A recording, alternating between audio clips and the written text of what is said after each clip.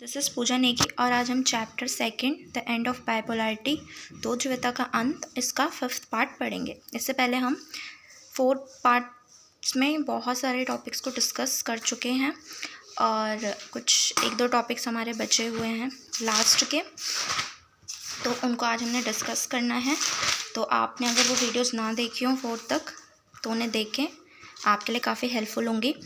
तो next topic जो हमारा है टेंशन्स एंड कॉन्फ्लिक्ट, संघर्ष और तनाव। तो यानी अब इनके बीच में क्या क्या जो ये कंट्रीज़ थी, ये जो जितने रिपब्लिक्स थे उनके बीच में क्या क्या टेंशन्स हुए और क्या कॉन्फ्लिक्ट्स हुए हैं।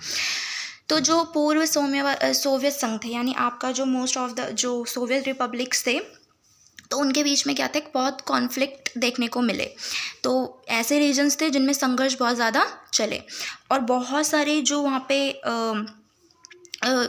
पे क्या कहते हैं वो रिपब्लिक्स थे, तो उनमें क्या चले, सिविल वॉर भी चले। तो बगावत भी साथ साथ में इनको झेलनी पड़ी, गृह युद्ध भी यहाँ पर चले। और अगर हम रशिया की बात करें तो यहाँ के जो 2 गणराज्य यानी चेचन्य और दागिस्तान, इनमें हिंसक अलगाववादी यानी सेसेनिस्ट मूवमेंट्स यहाँ पे हुए। यानी कि यहाँ पर किस तरीके के अलगाववादी आंदोलन कि अलग होने की डिमांड यहाँ पे शुरू हो गई कि भाई इसको जो है अलग, मतलब हमें क्या करो, अलग अलग उसमें जो है नेशन में बांट दो। तो इस तरीके से यहाँ पे डिमांड्स हुई। तो 1 नंबर में ये काफ़ी पूछते हैं, इस टॉपिक में से मोस्टली 1 नंबर में पूछे जाते हैं या 2 नंबर का आपसे पूछा जाता है। तो मोस्टली यही 2 नंबर का 1 नंबर का इसमें बन के आता है, जैसे कि चेचन्य और दागिस्तान, ये इंपॉर्टेंट है। उसके बाद अगर हम बात करें सेंट्रल एशिया की, तो तंजाकिस्तान जो था वो 10 वर्षों तक, यानी आपका जो ये था 10 ईयर्स तक, ये क्या था, ये यहाँ पर इसने सिविल वॉर को झेला 10 सालों तक। और यहाँ पे तंजाकिस्तान 10 वर्षों तक यानी 2001 तक गृह युद्ध की चपेट में यानी सिविल वॉर में जो था रहा। कौन सा? तंजाकिस्तान। तो 1 नंबर में पूछा जाता है ये भी। उसके बाद जो आपकी ईस्टर्न यूरोप था, उसमें चेकोस्लोवाकिया, उसको जो है पीसफुली जो है उसको 2 पार्ट्स में स्प्लिट कर दिया गया, 2 भागों में वो बट गया था। एक का नाम था चेक्स एंड स्लोवाकिया। तो 2 कंट्रीज़ में ये इंडिपेंडेंट कंट्रीज़ बन चुकी थी, अलग हो चुकी थी। तो ये भी पूछा जाता है कि चेकोस्लोवाकिया को 2 पार्ट्स में वो स्प्लिट कैसे हुआ, तो चेक और स्लोवाकिया। उसके बाद जो सबसे ज़्यादा स्ट्रगल कॉन्फ्लिक्ट जो देखने को मिला वो बाल्कन रिपब्लिक्स में, यानी जो यूगोस्लोवाकिया था उसमें बहुत ज़्यादा स्ट्रगल देखने को, कॉन्फ्लिक्ट देखने को मिले।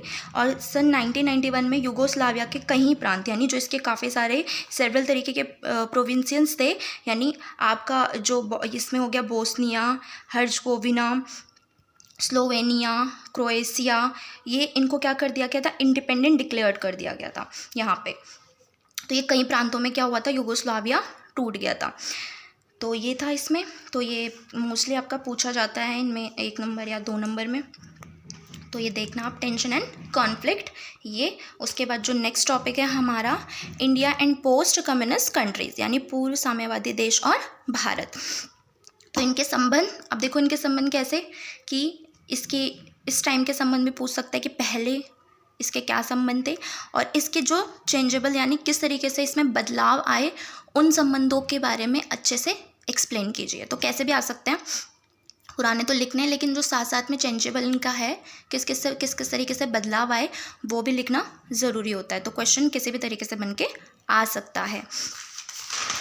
तो इसमें क्या था आपका बेसिकली, अगर हम इंडिया की बात करें तो यहाँ पर क्या है, इंडिया जो है उसके जो संबंध थे, तो जो पूर्व साम्यवादी यानी जो सोशलिस्ट ये जो रह चुका था, पोस्ट कम्युनिस्ट, इन सभी देशों के साथ जो थे अच्छे संबंध थे, किसके? इंडिया के अच्छे रिलेशन थे। लेकिन अगर हम रशिया की बात करें तो रशिया के साथ इसके संबंध काफ़ी गहरे और काफ़ी अच्छे हैं।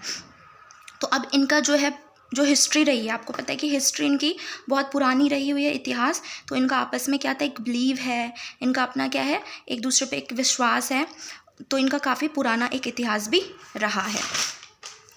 तो यानी इन्होंने अपने जो रिलेशन हैं उनको मेंटेन करके रखा हुआ है। इस टाइम पे भी रशिया के साथ हमारे रिलेशन काफ़ी अच्छे हैं और काफ़ी स्ट्रॉन्गेस्ट रिलेशन जो है वो किसके बीच में दिखाई देते हैं, रशिया एंड इंडिया के बीच में। और इंडिया रिलेशन विद रशिया, मतलब इनकी क्या है, एक अगर हम देखें तो फॉरेन पॉलिसी भी हमें देखने को मिल सकती है। कि कितने अच्छे रिलेशन उनके आपस में हैं। और इसमें बता रखा है कि भाई जो अगर आप देखते हैं मोस्टली जैसे मूवीज़ आप देख लो तो वो वहाँ पे भी इंडिया की देखी जा सकती है, और यहाँ पे भी हम जो है रशिया के जैसे बोल सकते हैं कि उनकी भी यहाँ पे मूवीज़ देखी जा सकती हैं। तो ये कल्चर का जो है उसको क्या किया जा रहा है वहाँ पे अपनी मतलब जो है हम एक दूसरे के रिलेशन यहाँ पे हम देख सकते हैं कि भाई उनकी मूवी भी हम देख रहे हैं और वो हमारी मूवीज़ भी देख रहे हैं, या कुछ भी चीज़ों को लेकर, तो वो एक रिलेशन को ही क्या करता है, रिप्रेजेंट करता है। तो इसमें ये बता रखा है आगे कि भाई अगर हम बात करें रशिया और इंडो रशियन की, तो इन्होंने क्या था, किस चीज़ का सेवरल पावर्स की इन्होंने यहाँ पे कि भाई पूरे इंटरनेशनल सिस्टम में क्या होना चाहिए, सेवरल पावर्स होनी चाहिए। यानी इन्होंने बहुध्रुवीय विश्व का होना, इन दोनों का आशय मतलब कि बहुध्रुवीय सपना इन्होंने देखा था कि भाई विश्व क्या हो, बहुध्रुवीय हो, सेवरल पावर्स हो, यानी कि जो पावर्स हो ना वो एक के हाथ में ना होके सभी कंट्रीज़ के हाथ में बराबर के पावर्स हो, पूरे इंटरनेशनल सिस्टम में, अंतर्राष्ट्रीय फलक में सबके पास जो है शक्तियाँ मौजूद हों। तो अब इसमें इन्होंने और क्या बात की थी कि भाई कलेक्टिव सिक्योरिटी, ग्रेटर रीजनलिज्म, यानी सुरक्षा की सामूहिक जिम्मेदारी हो, अगर सुरक्षा है तो उसमें सभी जो है कलेक्टिव तरीके से सिक्योरिटी दें। तो इसका मतलब कि अगर किसी एक देश में भी प्रॉब्लम आती है ना तो सभी उसमें क्या करें, आपस में सामना करें। और ग्रेटर रीजनलिज्म भी हो, यानी क्षेत्रीयवाद को भी ज़्यादा जगह मिले यहाँ पर हर क्षेत्र से। Negotiated settlement of international conflicts, यानी अंतर्राष्ट्रीय संघर्षों का जो समाधान होना वो बातचीत करके हो, यानी अगर इंटरनेशनल कोई भी कॉन्फ्लिक्ट्स होते हैं तो उसका सॉल्यूशन निकले तो वो कैसे हो, आपस में बातचीत करके। और यहाँ पर बोल रखा है कि एक इनकी क्या हो, an independent foreign policy for all countries, सबकी अपनी इंडिपेंडेंट तरीके की क्या होनी चाहिए, फॉरेन पॉलिसी जो है होनी, यहाँ पे जो है सभी कंट्रीज़ की इंडिपेंडेंट फॉरेन पॉलिसी होनी चाहिए। तो यानी ये थे। और इसके बाद और उन्होंने ये बता रखा है कि भाई जो डिसीजन मेकिंग हो, यानी जो भी डिसीजन लेना है तो डिसीजन यहाँ पे किसके हाथ में हो, यूएन यानी यूनाइटेड नेशन, तो संयुक्त राष्ट्र संघ जैसे संस्थाएं हैं वही क्या करे, सारे डिसीजन ले, और उनके पास ही क्या हो, इस तरीके की फैसले लेने की उनके पास क्या हो, उनके पास ही ताकत होनी चाहिए ताकि वो सभी कंट्रीज़ के लिए एक जैसे फैसले ले पाए। और साथ साथ में जो है इन संस्थाओं को मजबूत, लोकतांत्रिक और शक्ति संपन्न बनाया जाए। यानी ये जो आपके जितनी भी ये जो संस्थाएं हैं इनको क्या बनाया जाना चाहिए, शक्ति संपन्न, यानी कि डेमोक्रेटिक तरीके से जो है इन संस्थाओं को बहुत ही ज़्यादा स्ट्रॉन्ग बनाया जाना चाहिए, और ज़्यादा से ज़्यादा डेमोक्रेसी हो, एम्पावर्ड हो ये, यानी कि आपका जो है इसमें जो भी वो डिसीजन ले रहा है और जितनी भी ये जो संस्थाएं हैं, इंस्टीट्यूशंस है, वो ज़्यादा से ज़्यादा मजबूत हो और इन्हें शक्ति संपन्न भी बनाया जाए। तो ये इनका क्या था, एक सपना था कि भाई आपस में ये सेवरल पावर्स हों और आपस में ही काम करें, इंडिपेंडेंट तरीके से सारे काम हो यहाँ पे। उसके बाद इसमें बता रखा है कि भाई 2001 में जो था इनके बीच स्ट्रैटेजिक एग्रीमेंट हुआ, किसके बीच में, इंडो और रशिया के बीच में। तो इसमें द्विपक्षीय एग्रीमेंट हुआ था, बायलैटरल एग्रीमेंट, तो इन्होंने साइन किया था इंडिया और रशिया ने 80 बायलैटरल एग्रीमेंट इन्होंने साइन यहाँ पे किए थे, 80 द्विपक्षीय दस्तावेजों पर इन्होंने हस्ताक्षर किए थे 2001 में, कुछ सामरिक समझौते यानी स्ट्रैटेजिक एग्रीमेंट्स पे।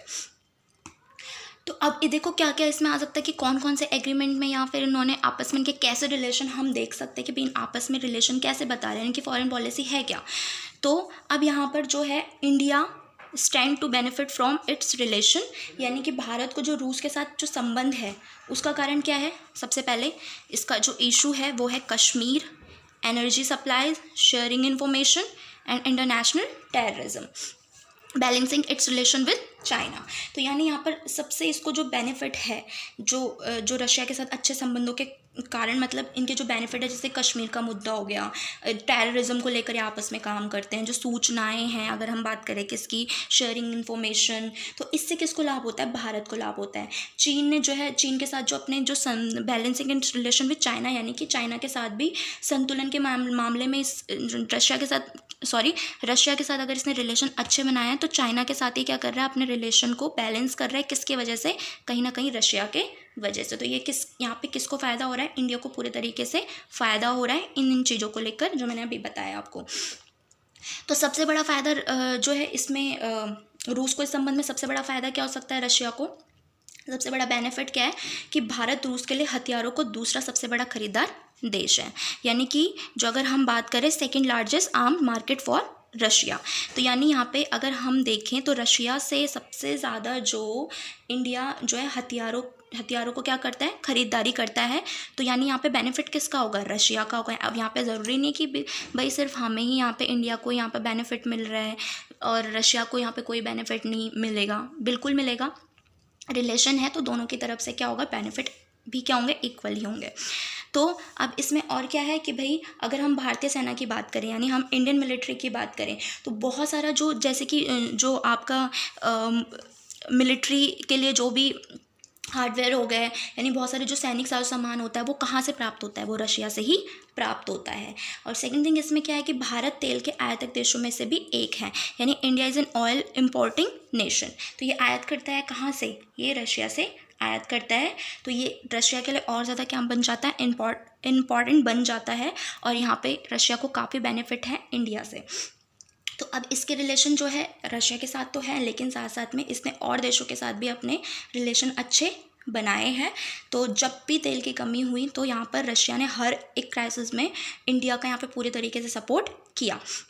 Russia and India have collaborated and various scientific project. तो उन्होंने साथ साथ में बहुत सारी जो है भारत और रशिया ने विभिन्न तरीके की जो वैज्ञानिक परियोजनाएं हैं उनमें आपस में साझेदारी भी की है। तो इन चीज़ों में भी इन्होंने आगे मदद की है। या भारत के लिए अंतरिक्ष उद्योग की बात करें या इन साइंटिफिक तरीके से, मतलब जो है रशिया ने इंडिया को पूरे तरीके से हेल्प दिया है। और यही आपका जो था इनके कुछ रिलेशन, तो ये इसके रिलेशन थे और ये लास्ट टॉपिक था इसका। तो ये आपका चैप्टर पूरा ख़त्म हो चुका है। तो thank you so much guys. तो आप प्लीज़ लाइक करना, शेयर करना और सब्सक्राइब करना ना भूलें, ज़रूर करें अगर आपको पसंद आया हो तो। Thank you so much.